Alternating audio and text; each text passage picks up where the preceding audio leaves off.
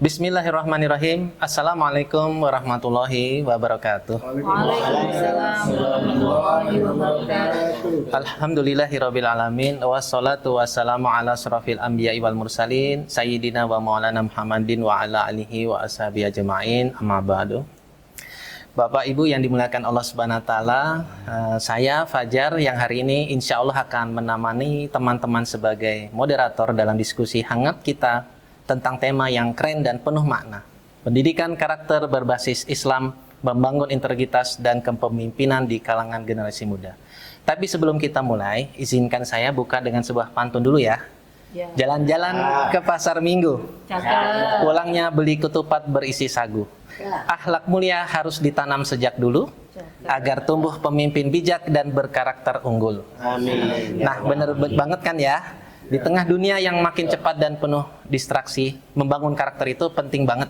Bukan cuma soal pintar, tetapi juga soal jujur, amanah, dan bisa jadi teladan.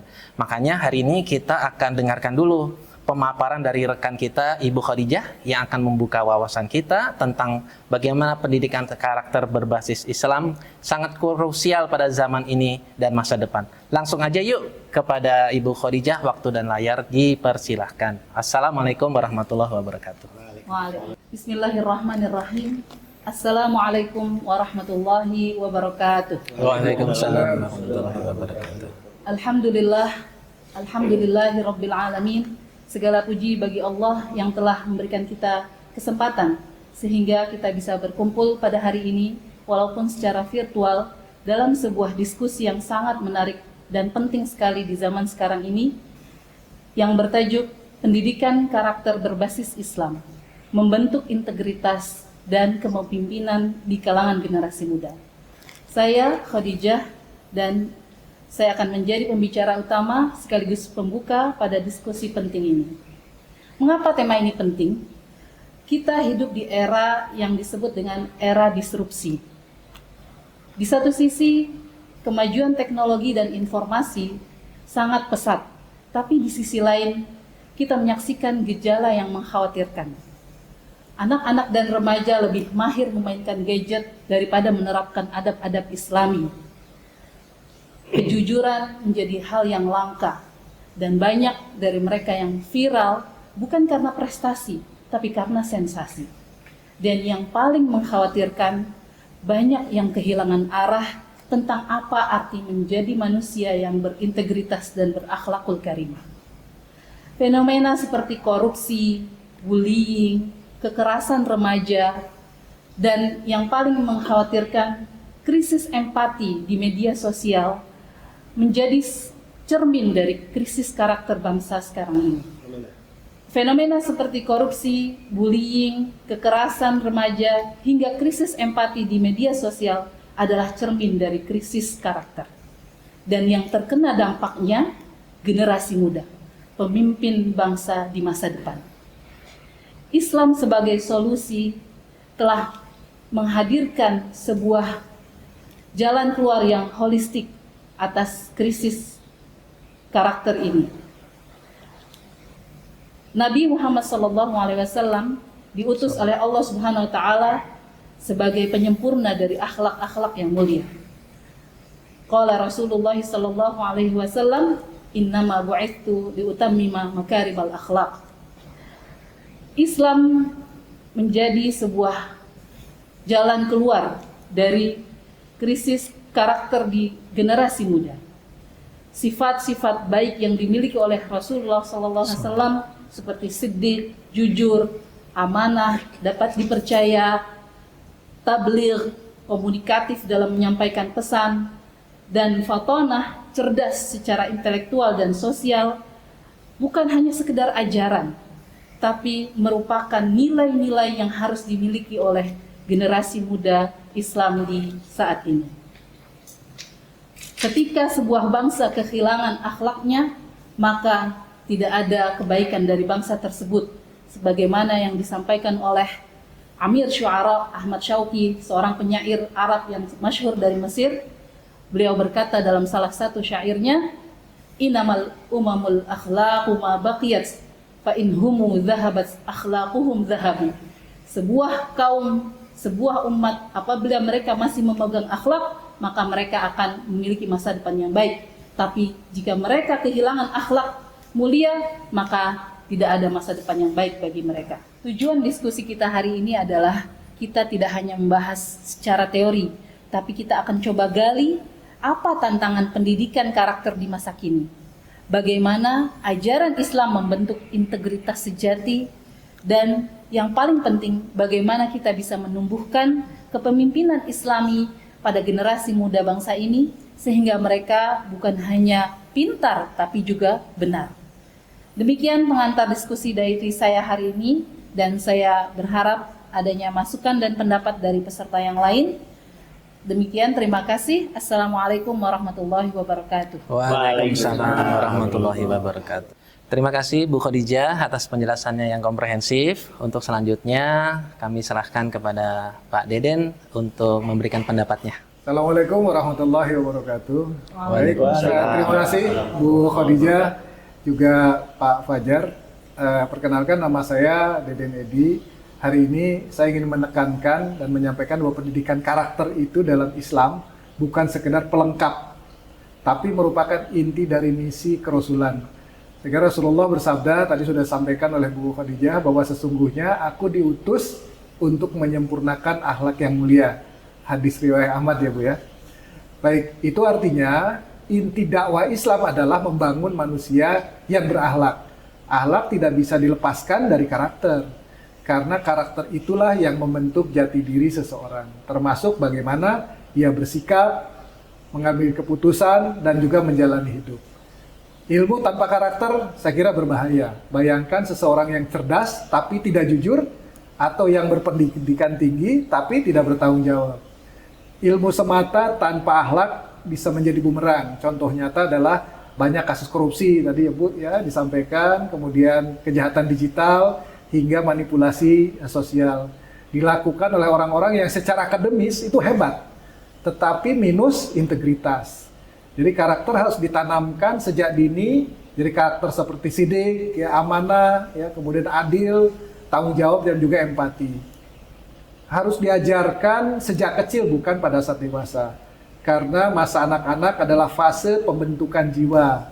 Jadi pendidikan karakter Islami bukan hanya tanggung jawab guru di sekolah, tapi juga orang tua di rumah, masyarakat sekitar, dan bahkan dunia digital yang kini mendominasi kehidupan anak-anak kita.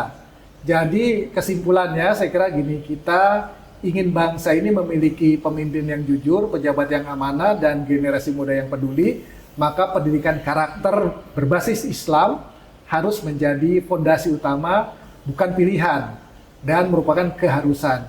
Itulah mengapa urgensi sangat tinggi, bukan hanya masa depan anak-anak kita, tetapi juga keberlangsungan peradaban kita untuk masa mendatang.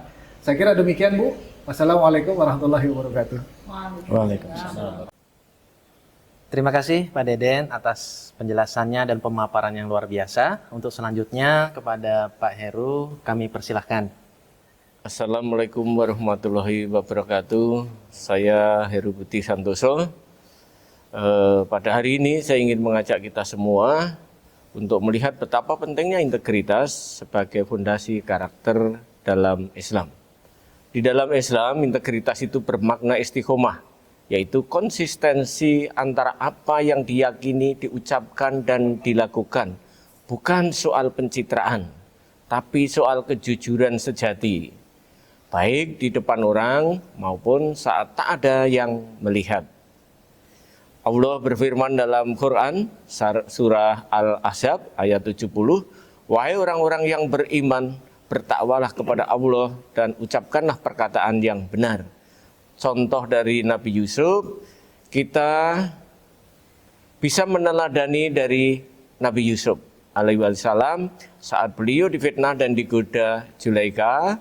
Beliau tetap tegas menjaga kehormatan.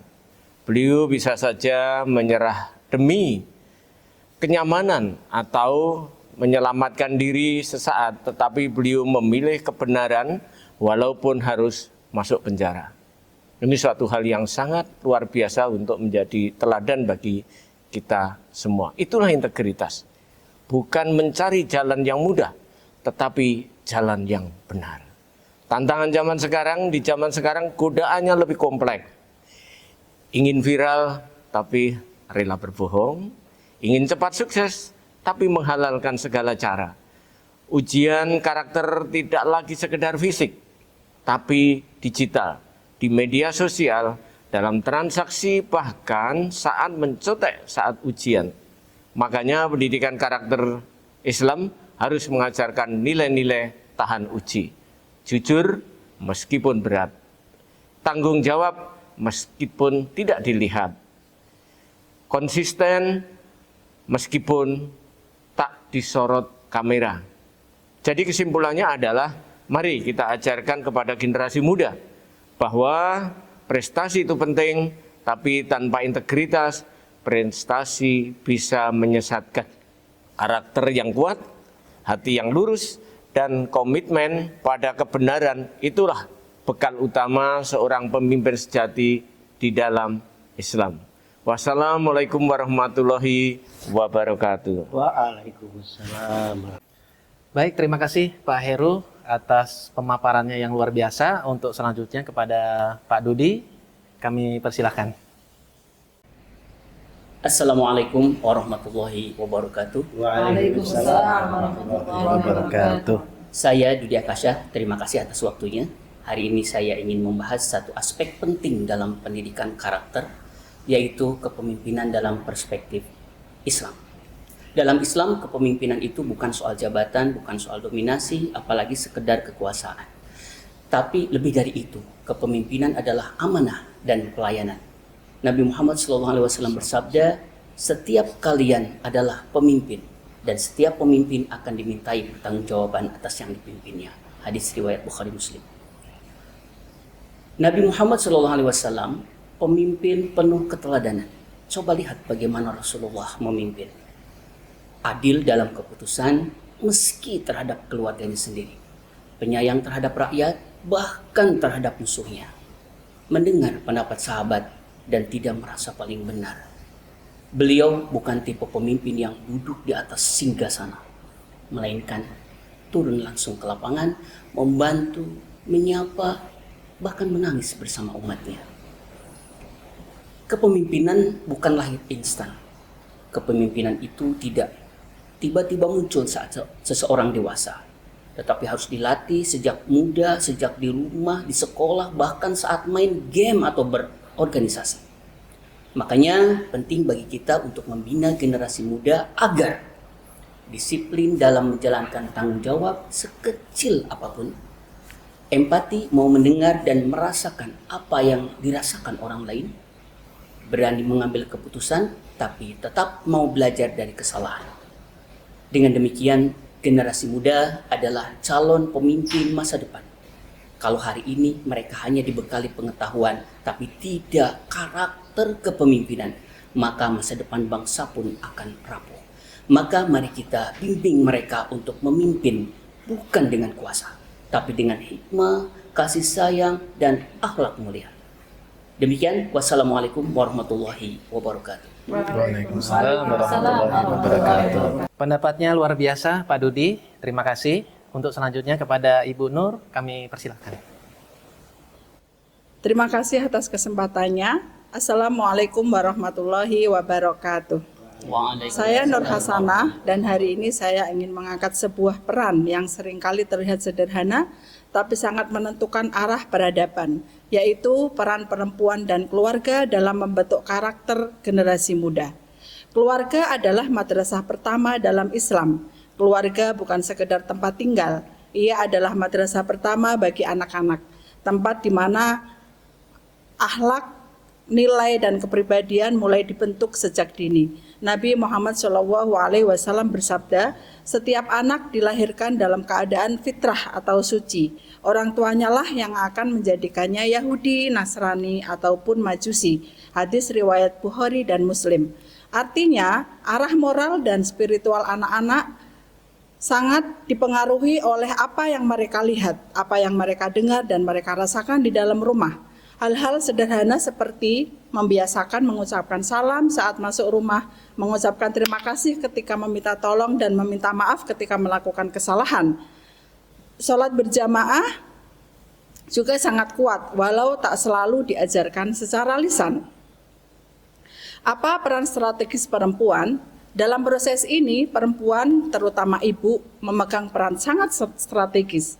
Seorang ibu adalah pendidik pertama, guru sepanjang hayat, dan teladan emosional yang paling dekat dengan anak.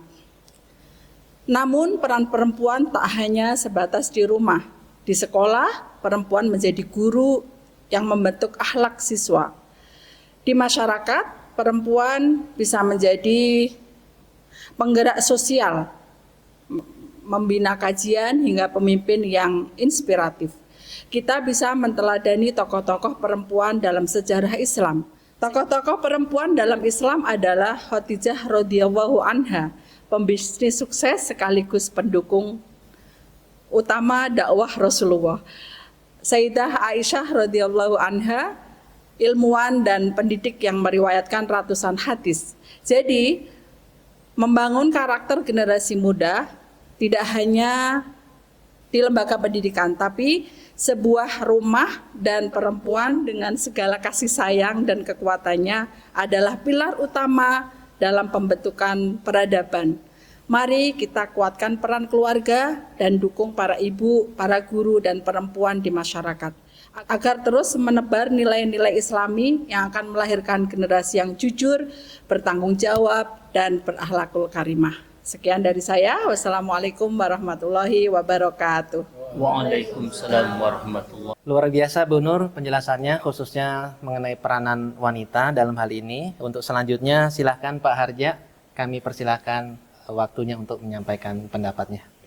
Assalamualaikum warahmatullahi wabarakatuh. Waalaikumsalam warahmatullahi wabarakatuh.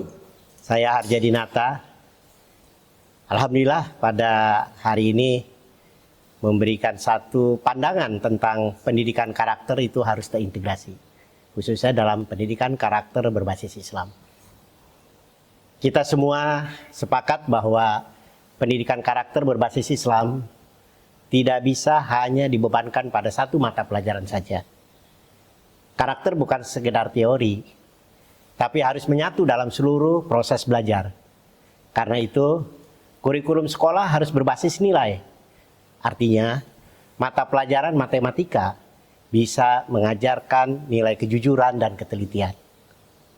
Pelajaran bahasa tentunya juga bisa membentuk empati dan komunikasi yang santun. Selanjutnya, pelajaran sains pun bisa menanamkan nilai tanggung jawab, terutama terhadap ciptaan Allah Subhanahu wa Ta'ala dan kejujuran dalam riset. Tentunya bukan sekedar program praktik, tapi harus sekedar wacana yang kita laksanakan. Yang tidak kalah penting adalah penerapan nyata di lingkungan sekolah.